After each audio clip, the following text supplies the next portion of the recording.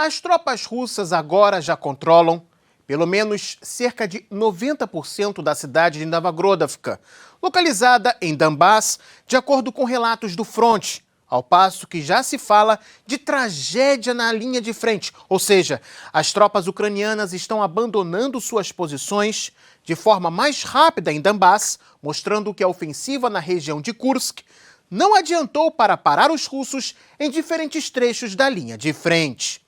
Enquanto isso, na região ucraniana de Sumy, que é fronteiriça com a região russa de Kursk, os russos destruíram mais um sistema de artilharia de origem norte-americana, HIMARS. Mais uma vez, a tentativa de esconder o armamento não deu certo. Novas imagens surgiram de um grupo de sabotadores ucranianos tentando se infiltrar no território sob o controle russo na região de Kherson. Só que o plano deu errado depois de os russos utilizarem sistemas antitanque Kornet e Fagot contra suas lanchas. Estas e outras notícias do que está acontecendo no fronte entre russos e ucranianos, você vai ver aqui em detalhes. Fique até o final e também deixe o seu comentário. Depois que o comando militar ucraniano remanejou parte de suas tropas para sua ofensiva na região russa de Kursk, os avanços dos russos na direção de Pokrovsk, também conhecida como Krasnoarmeysk, aceleraram. A situação se tornou tão crítica para a Ucrânia que seus soldados se viram obrigados a recuar praticamente por completo da cidade de Novogrodovka, localizada na direção de Pokrovsk. Um fato importante a ser destacado é que agora, Alexandr Syrskyi, o comandante das Forças Armadas da Ucrânia, declarou que um dos objetivos da ofensiva na direção de Kursk era justamente forçar os russos a remover tropas de outros trechos da linha de frente, em particular da direção de Pokrovsk. Syrskyi reconheceu que os russos haviam entendido o objetivo ucraniano e que, ao invés de reduzir suas tropas em Donbass, continuam fortalecendo seu agrupamento na região.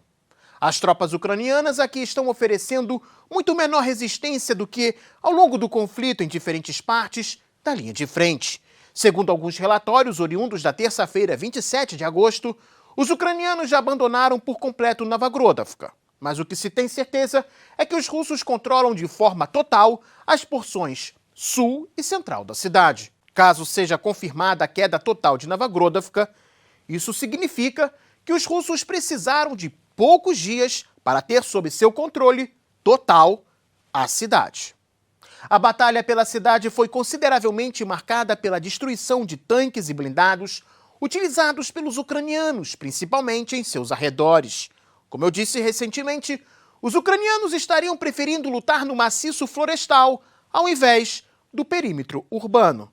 Em entrevista à rádio NV, o membro do Comitê de Segurança Nacional e Defesa da Suprema Rada da Ucrânia, Sergei Rahmanin, confirmou que as tropas ucranianas estão recuando de forma mais rápida da linha de frente em Donbass. Segundo ele, a razão disso é a baixa qualidade e falta de motivação dos soldados que hoje são incorporados às Forças Armadas da Ucrânia. Entender o problema é fácil. As autoridades ucranianas continuam introduzindo em suas filas militares cidadãos que não expressam nenhuma vontade de irem para a frente. Muitos resistem à mobilização forçada e para isso vale de tudo, principalmente a ajuda de parentes ou fugir de sua cidade ou até mesmo da própria Ucrânia. Quanto à qualidade dos combatentes, as inúmeras perdas no fronte e a necessidade de defender muito terreno para segurar a pressão russa não deixam opções para Kiev, além de encurtar o período de treinamento dos mobilizados, que às vezes chegam à zona de combate sem saber ao menos atirar. Pouco tempo atrás, o jornal britânico The Sunday Times havia afirmado que a ofensiva ucraniana na região russa de Kursk fez com que Kiev enfrentasse a piora de sua defesa na direção de Pokrovsk. Ainda na quinta-feira, 22 de agosto, os russos tinham tomado o vilarejo de Medjevoe, que fica a cerca de 6 quilômetros ao sul de Progress, anteriormente já conquistado pelos russos. Na segunda-feira, 26 de agosto, Vladimir Zelensky havia reconhecido a difícil situação, dizendo que a área ao redor de Pokrovsk é justamente a mais árdua para as tropas ucranianas. Como resultado, Kiev decidiu ampliar a área de evacuação de seus cidadãos e agora cerca de 30 localidades estão removendo seus moradores para zonas que Kiev acredita ser mais seguras. Um outro duro golpe para os ucranianos foi a tomada de um local fortificado da estrada que liga as localidades de Ugledar e Konstantinovka, também próximo de Novogrodovka. Isso cria um enorme problema para os esforços dos ucranianos para achar um caminho que podemos dizer seguro, ou melhor dizendo, desminado, para continuar abastecendo outras unidades em Donbass. Mas os russos não só estão ocupados no referido setor. Eles continuam agindo dia e noite para enfraquecer as tropas ucranianas e frustrar suas tentativas de avanço para mudar a situação no campo de batalha. Nestas imagens, vocês observam o momento exato em que os russos, com a ajuda de drones de reconhecimento, detectaram mais uma peça do sistema de artilharia de origem norte-americana HIMARS, operando na área da localidade de Stepanovka, na região ucraniana de Sumy, que faz fronteira com a região russa de Kursk. Para neutralizar o armamento, os russos acionaram o sistema de mísseis Iskander-M. As imagens mostram a detonação da munição do armamento que estava próximo. O HIMARS em questão já é o 11º a ser perdido em combate só pelo agrupamento ucraniano que luta na região de Sumy. Ressalto que tal agrupamento também perdeu boa parte do efetivo da reserva da 47ª Brigada Mecanizada, que, ao que tudo indica, deveria tentar entrar na região russa de Kursk por uma nova direção. Um detalhe importante é que as perdas dos ucranianos na região de Kursk são tão altas que já se fala de unidades completamente eliminadas. E por falar de unidades dizimadas, surgiram imagens mais detalhadas da tentativa frustrada de um grupo de sabotadores das Forças Armadas ucranianas de se infiltrar em territórios sob controle dos russos através do Cabo de Kimbur, que fica na foz do rio Dnieper, no Mar Negro, na região de Kherson. Na interceptação, os russos utilizaram diferentes sistemas antitanque, os dos modelos Fagot e Kornet. Sem chances, a unidade foi totalmente eliminada.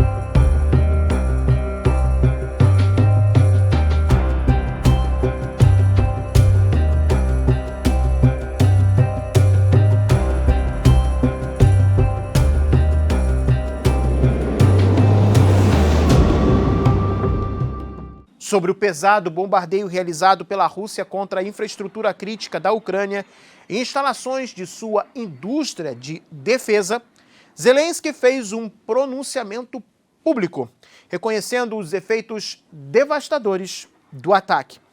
Ele expressou sua esperança em retomar o fornecimento de energia elétrica nas áreas que foram comprometidas com o ataque.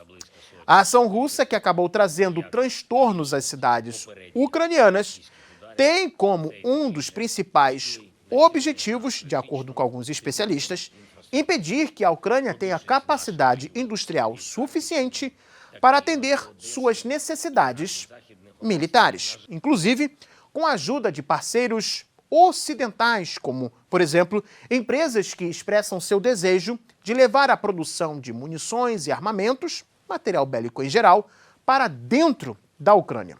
Só que ataques como o de segunda-feira provam constantemente que nem Patriot, nem sistemas Iris-T ou qualquer outro armamento de defesa antiaérea que os parceiros ocidentais da Ucrânia forneceram para ela está sendo capaz de proteger instalações importantes no país. E se você gostou deste vídeo, deixe o seu like, se inscreva no Gazeta do Mundo e também acione o sininho para não perder os nossos próximos encontros aqui no YouTube. Até mais, pessoal!